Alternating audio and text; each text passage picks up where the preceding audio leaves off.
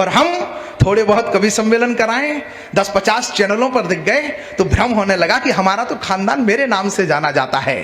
क्षमा करना, जिस कुल में साक्षात नारायण पैदा हो गए वो आज भी रघुवंश कहता है, रामवंश नहीं कहता। प्रणाम करता हूं भीलवाला, चारदर चरण स्पर्श करता हूं आप सबके, क्योंकि राम को थोड़ा सा हमको भी राम बनाना था। मां की पहली पंक्ति कविता की कह रहा हूं, मंगलाचरण किया है। मां की इच्छा थी तो सुंदर सच्चे बनकर प्रकट हुए, भय प्रकट कृपाला दीन दयाला कौशल्या हितकारी, हर्षित महतारी मुनि मनहारी अद्भुत रूप विचारी, लोचन अभिरामा तन घनश्यामा निज आयुध भुजचारी। 4 भुजा लेकर के प्रकट हुए राम जी, पर माता पुनि बोली सौमति डोली तजऊं तात यह रूपा, कीजे शिशु लीला अति प्रियशीला यह सुख परम अनूपा। सुन वचन सुजाना रोदन ठाना होई बालक सुरभूपा। राम जी ने मां की इच्छा थी तो सुंदर सच्चे बनकर प्रकट हुए, 3 लोक के स्वामी थे पर बच्चे बनकर प्रकट हुए। पंक्ति है भाई। 3 लोक के स्वामी थे, मानो राम जी ने दुनिया को, हमको और आपको ये संकेत कर दिया हो कि कितने ही बड़े बन जाना, कितने ही बड़े कलेक्टर, एसपी, मंत्री, प्रधानमंत्री, मुख्यमंत्री, विधायक, नायक, नेता, अभिनेता, वक्ता, प्रवक्ता, कवि, कुछ भी, घर जाना, मां के सामने जाना तो बच्चे बनकर के जाना, मां के सामने बड़े हुए तो बहुत छोटे हो जाओगे। प्रणाम करता हूं, मां की इस पंक्ति की लाज रख ली आपने। प्रणाम करता हूं भीलवाड़ा। मां की इच्छा थी तो सुंदर सच्चे बनकर प्रकट हुए, 3 लोक के स्वामी थे पर बच्चे बनकर प्रकट हुए। प्रकट हुए तो माता के हित जीने का संकल्प दिया, सब देकर भी सख चाहते हैं माता तुझको अल्प दिया। आशीषों की दिव्य संपदा एकत्रित की राम ने, क्या इकट्ठा किया राम जी ने? सकल ऋषण पाए आशीषा चित्रकूट आए जगदीशा। पूरी यात्रा में राम जी ने आशीर्वाद इकट्ठे किए, मानो हमें संकेत किया है कि धन दौलत कोठी कवाड़ी ये सब जीवन की कमाई नहीं है, कुछ कमाना है तो जिंदगी में आशीर्वाद कमाना। निवेदन करता हूं, आशीषों की दिव्य संपदा एकत्रित की राम ने, स्नेहन की सौम्य सुधा ही वितरित की राम ने। धर्म कर्म के लिए पताका सदा खड़े थे राम जी, तभी तो हिमगिर के जैसे यथा बड़े थे राम जी।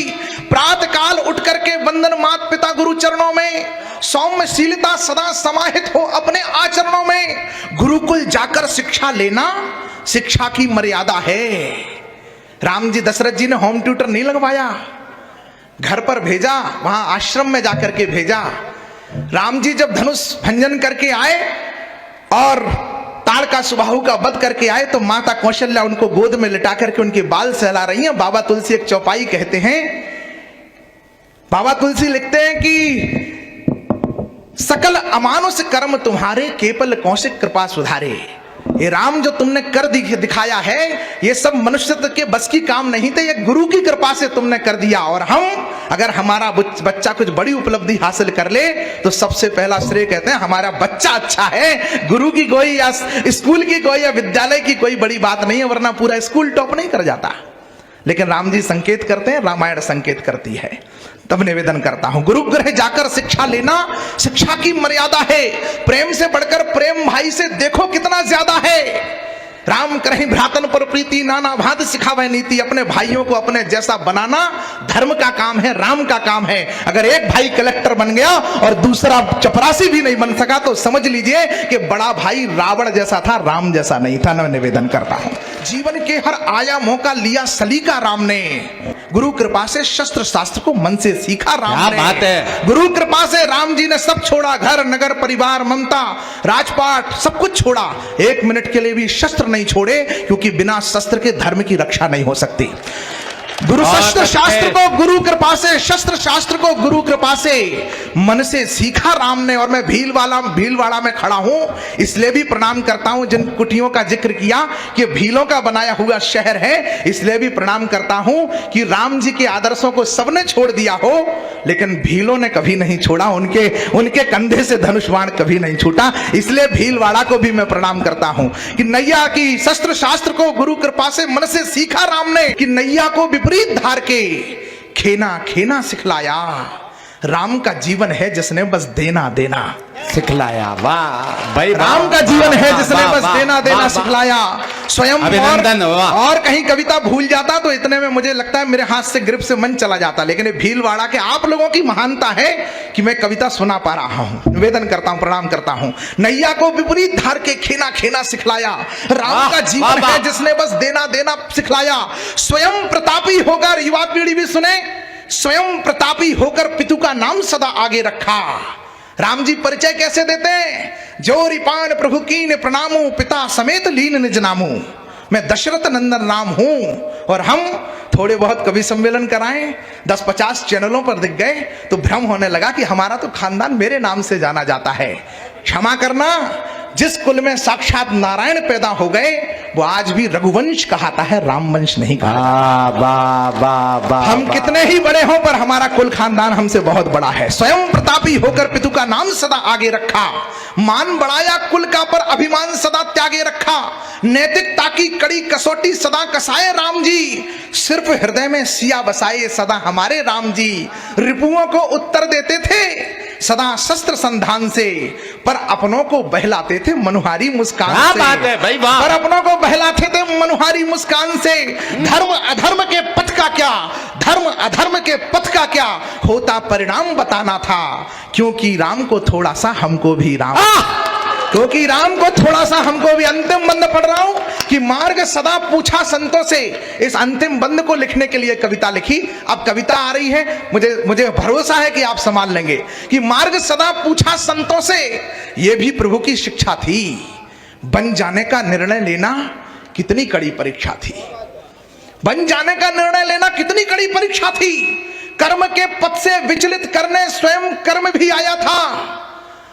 भरत राजमुकुट लेकर आए थे, प्रभु हम पे ना होएगो, हम ना करेंगे, ये संभालो अपना राजमुकुट। कर्म के पथ से विचलित करने स्वयं कर्म भी आया था।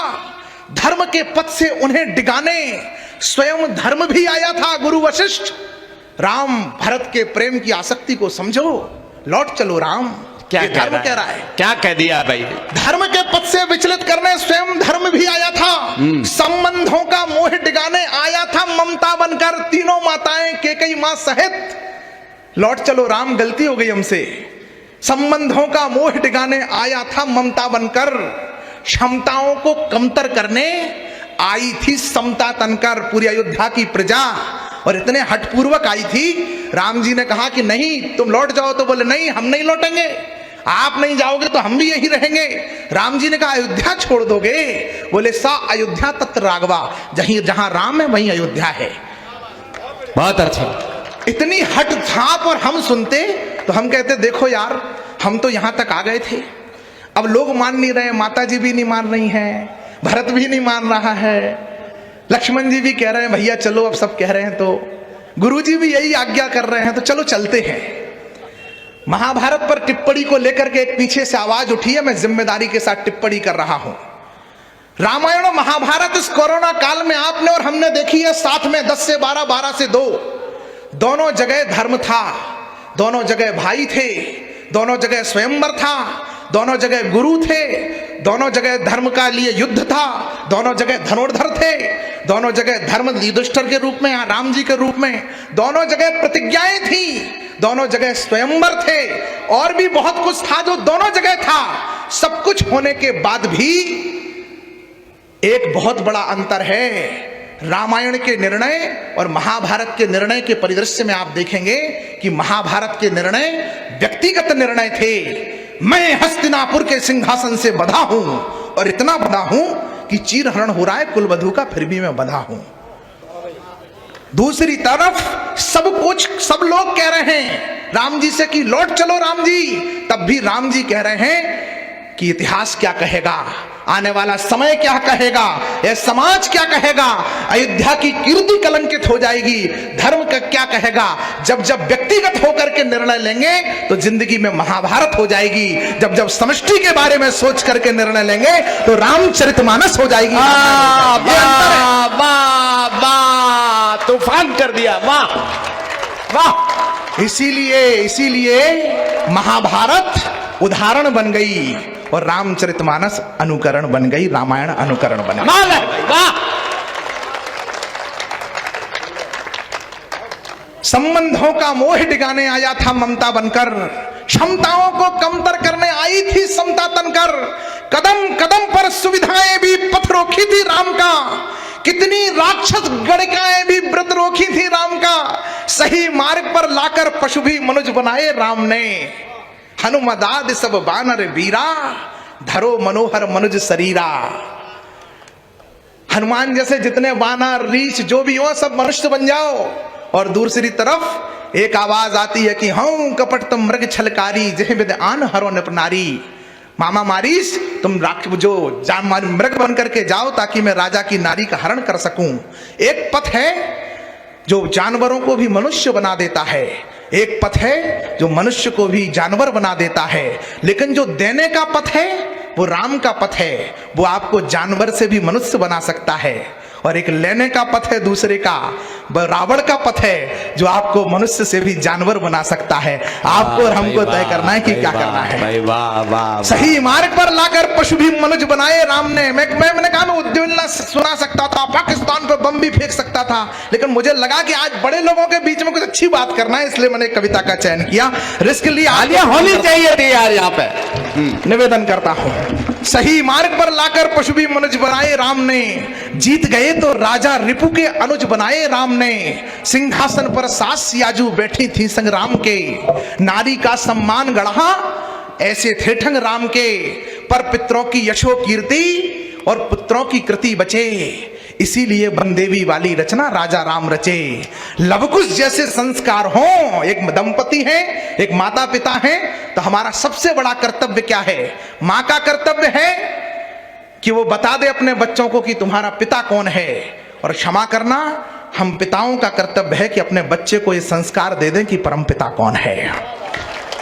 लवकुश जैसे संस्कार हो ये अभिराम बताना था, क्योंकि राम को थोड़ा सा हमको भी। मैं ओरछा से आया हूं, ओरछा में एक बड़ी सुंदर नृत्यांगना हुई है, रानी वो राय प्रवीण, जिसको अकबर ने अपने दरबार में बुलाया तो उसने दरबार में खड़े होकर के कहा कि बिनती राय प्रवीण की सुनियो साहे सुजान, झूठी पातर भगत हैं बारी बारस बायस्वान। मैं दूसरे राज्य की एक जूठन हूं और आप मुझे चाहते हो, मतलब तुम इनमें से कुछ हो, या तो सुअर हो या कुत्ता स्वान हो या बारी हो। अकबर लज्जित हो गया, उसको सब सम्मान पालकी से ओरछा में भेज दिया। वो इतनी सुंदर थी कि उसकी ख्याति वहां तक पहुंच गई। एक बारीक टिप्पणी करता हूं, रील का युग चल रहा है, इंस्टा पर फेसबुक पर हम और हमारे परिवार के लोग रील बना रहे हैं, तब एक टिप्पणी करता हूं कि राय प्रवीण बहुत सुंदर थी, हमारी रानी से भी ज्यादा सुंदर थी। रानियों की दासियां भी रानियों से ज्यादा सुंदर हुआ करती थी, पर कभी रानी नहीं हुआ करती थी, क्योंकि रानियां अदाओं से नहीं मर्यादाओं से बनती हैं। सही मार्ग पर लाकर पशु भी मनुज बनाए राम ने, जीत गए तो राजा रिपु के अनुज बनाए राम ने। सिंहासन पर सास सियाजू लवकुश जैसे संस्कार हो ये अभिराम बताना था, क्योंकि राम को थोड़ा सा हमको भी राम बनाना था। और बहस हुई, चिंतन हुई, बहुत बड़ी चिंतन बैठक राजस्थान में हुई कि हम क्यों हार रहे हैं, हम क्यों सिमटते जा रहे हैं। दो पंक्तियों में कारण देता हूं। डीएसपी साहब कह रहे थे कि अगर कुछ ऐसा वैसा होगा तो मैं बैठा हूं नोट करने के लिए, अगर वो बैठे हैं तो दो पंक्तियां उनको नोट करने के लिए देता हूं। क्योंकि धर्म भी जीवन में बड़े लोग हैं, इशारा समझ जाएंगे। भारत विकास परिषद बैठी है, क्यों हार रहे हैं, क्या चिंतन है, दो पंक्तियां चिंतन बैठक के लिए कि क्योंकि धर्म भी जीवन में फिर कष्ट भर देता है। जो राम जी के लिए लड़े वो संसार में सबसे बड़े, जिन्होंने राम जी के जन्म के प्रमाण मांगे उनसे उनके बुद्धिजीवी होने के प्रमाण मांगे जा रहे हैं। क्योंकि धर्म भी जीवन में फिर कष्ट भर देता है। जो धर्म नष्ट करता है उसको धर्म नष्ट कर देता है। क्या पंक्तियां भाई वाह। इधर ही बैठ जाओ, इधर ही बैठ जाओ।